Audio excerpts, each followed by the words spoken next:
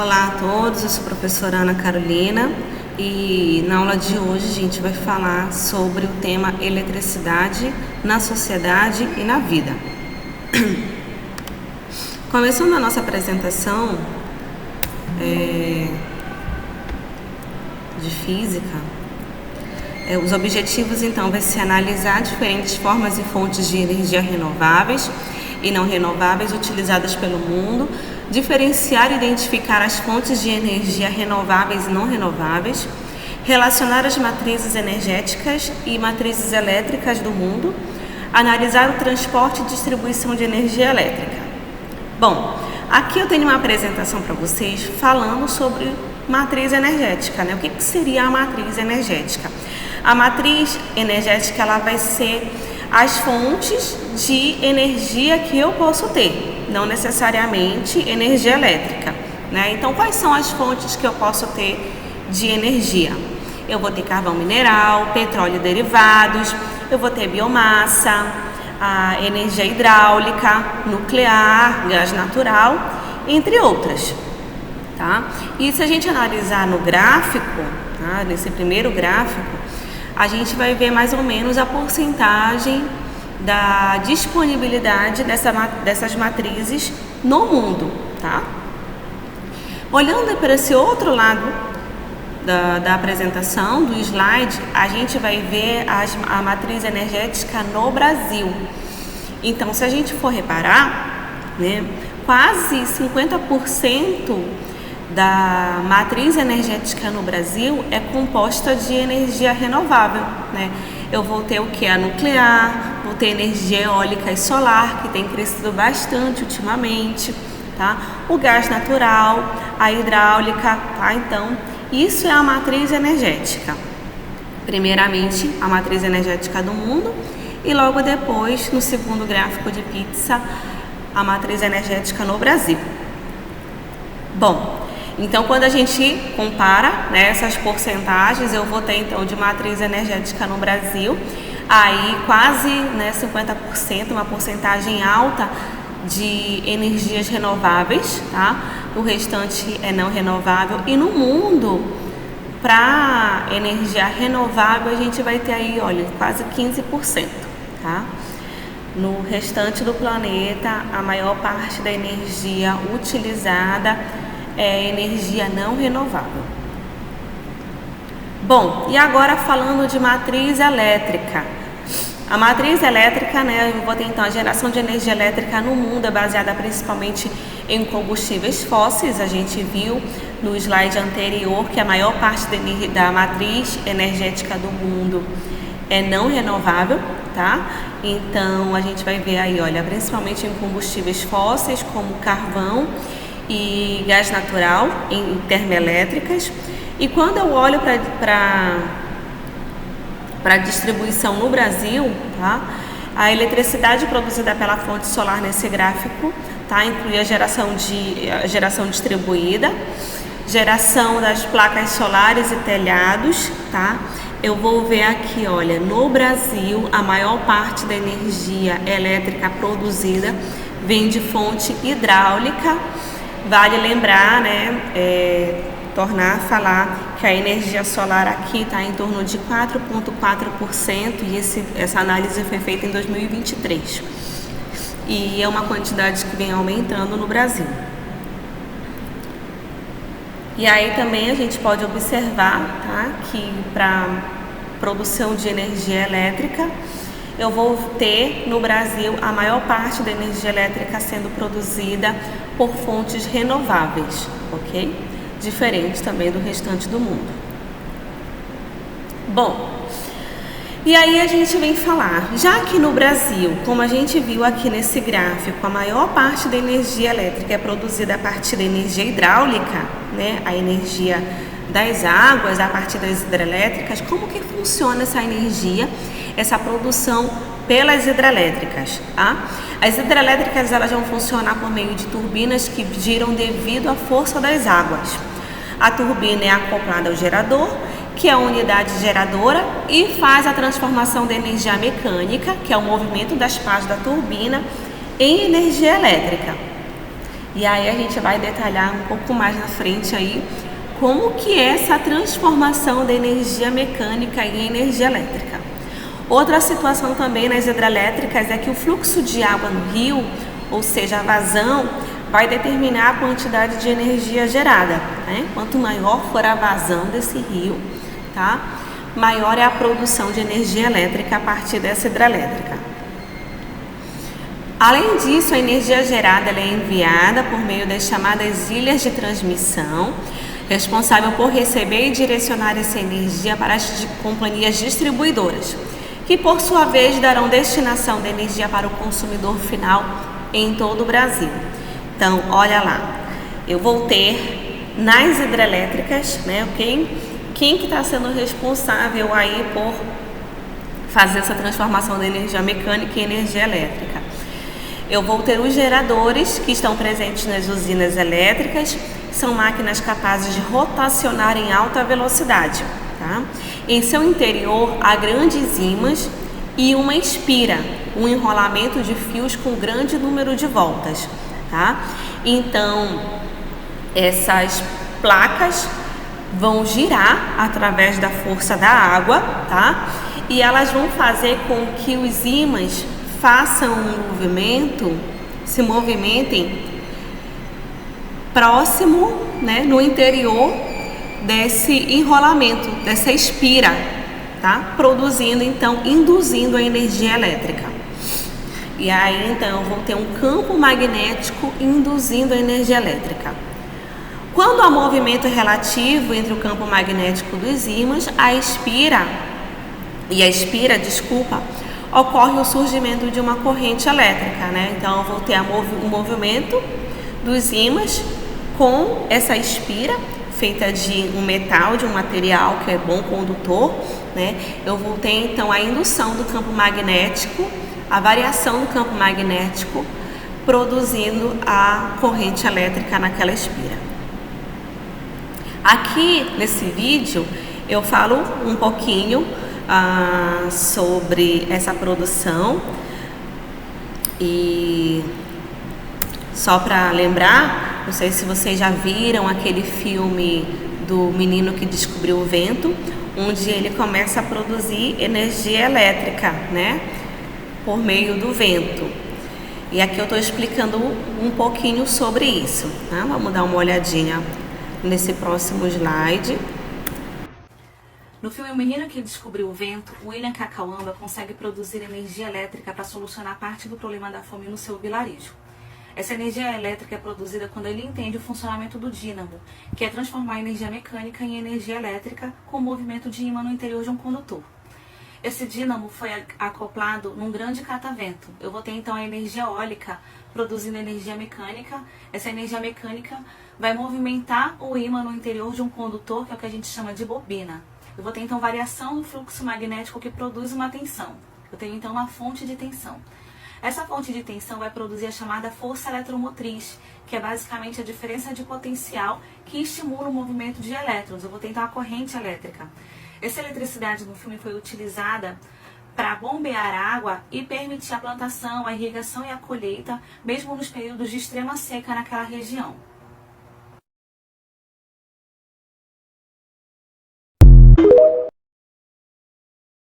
Na continuidade aqui na aula, trouxe também a simulação do FET colorado para a gente ver mais ou menos como que acontece essa variação do campo magnético produzindo uma energia elétrica, corrente elétrica, tá?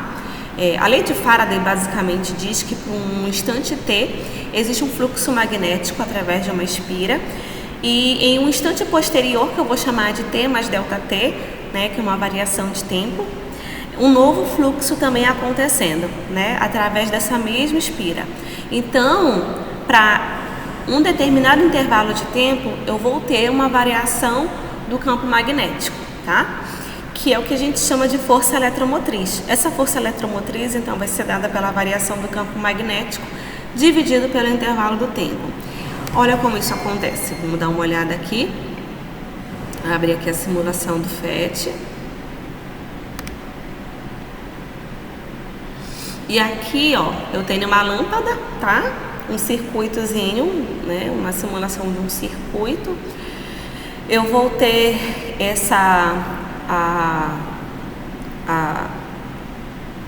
o enrolamento do fio, tá bom? E eu vou ter esse ímã bem aqui. A gente pode observar, olha, que quando o ímã ele passa através da espira, né? A espira de fio condutor, metal, ela vai estar o quê? Eu tenho um campo magnético no meu ímã, tá? E quando eu fico variando esse campo magnético através da espira, quando eu fico variando esse campo magnético através da espira, eu vou ter a produção da energia elétrica. Olha lá.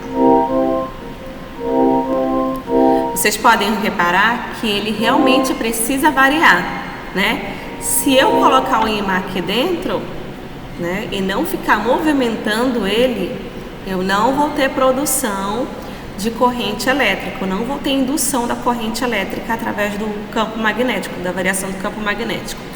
Ele realmente precisa se movimentar para que haja uma variação, tá? No interior dessa espira. A gente pode também observar aqui a tensão que é gerada, tá bom? Posso inverter o meu ímã, tá? Vocês podem observar também que se eu boto ele aqui dentro, tá? E ficar invertendo o meu ímã, ainda assim eu vou ter uma variação do campo magnético e indução da corrente elétrica. Outra coisa importante, né, aqui também para poder falar que uma espira maior, vocês podem observar que ela vai induzir uma corrente maior, né? Uma tensão maior, desculpa, tá? Uma espira menor, ela vai induzir uma tensão menor. Como é que a gente vai observar isso? Pela intensidade do brilho da lâmpada, tá? Vocês podem observar que eu posso variar aqui o campo magnético com o meu ímã da mesma forma que eu vario nessa espira maior, tá? E aí o brilho da lâmpada vai mudar, né? Justamente porque a tensão em uma espira maior também vai ser maior.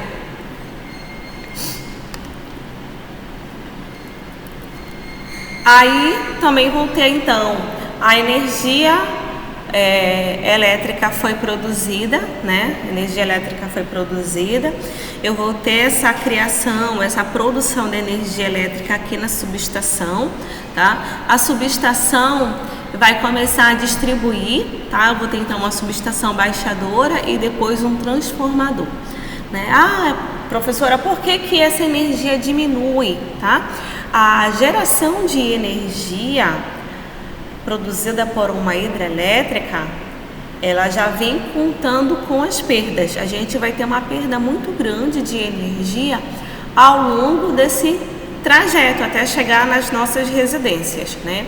Além disso, vale lembrar, né, que para abastecer uma casa, uma residência, eu vou também precisar de uma tensão menor, né? Não vou precisar de uma tensão muito elevada.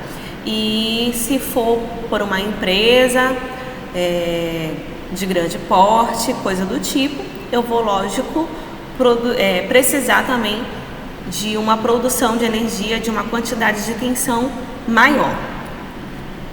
Aqui a gente vai fazer essa questão, vou colocar a resolução para vocês, né? Mas essa questão ela vai estar trabalhando alguns conceitos que vocês já viram dentro de sala de aula ao longo do ensino médio, tá? A gente vai ver que está bem contextualizada dentro da física a análise dessa questão. Então, a professora Ana está trabalhando em uma hidrelétrica que tem água represada a uma altura de 30 metros e uma vazão de 14.000 metros por segundo ao quadrado.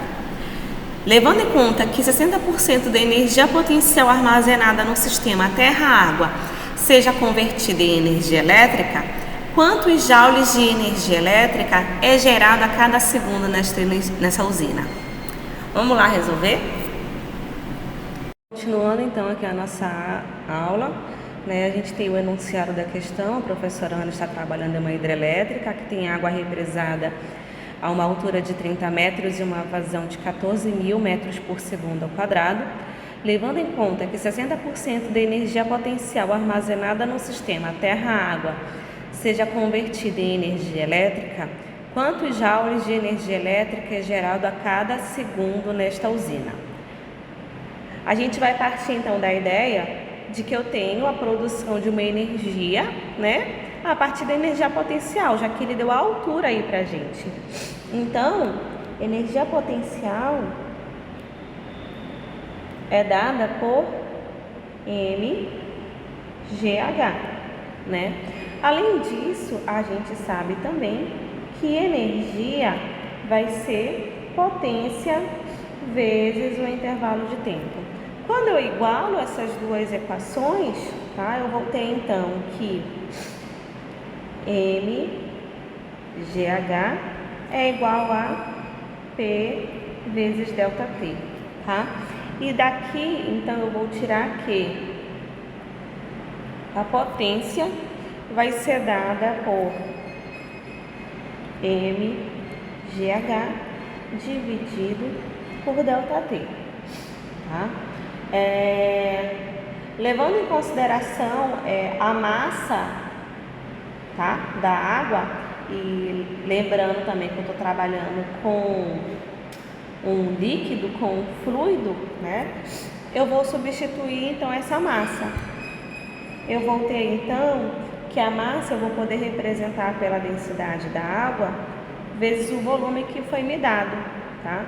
Vezes a gravidade multiplicado pela altura, tudo isso dividido por ΔT, tá?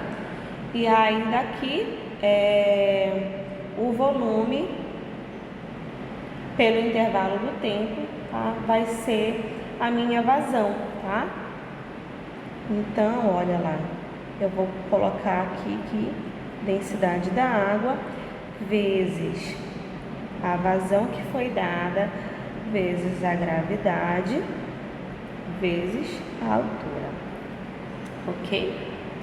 Bom, continuando então, outra coisa que eu vou ter que a produção da energia elétrica, tá? Levando, o que ele fala aqui na questão? Levando em conta que 60% da energia potencial armazenada no sistema terra-água seja convertida em energia elétrica. Então, eu vou ter um dado rendimento aí, tá?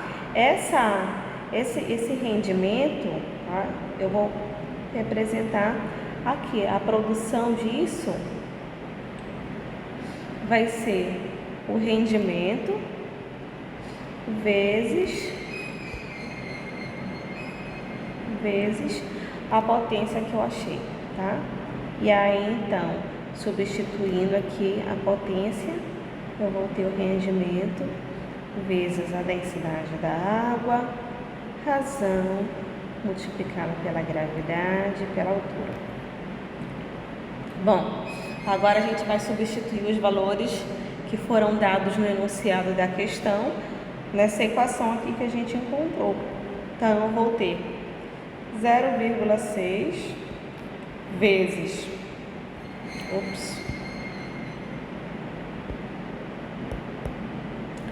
0,6 vezes 10 elevado à terceira vezes 14 vezes 10 elevado à terceira também, vezes 10, gravidade, vezes a altura, que é de 3, vezes 10 elevado a 1, tá? Lembra lá que a densidade da água vai ser 1, tá? Os 60%, a mesma coisa que 0,6 vezes 10 elevado à terceira. A vazão de 14.000, que é 14 vezes 10 elevado à terceira. A gravidade, que é 10. E a altura, que é 3 vezes 10, tá? Já que era 30 metros.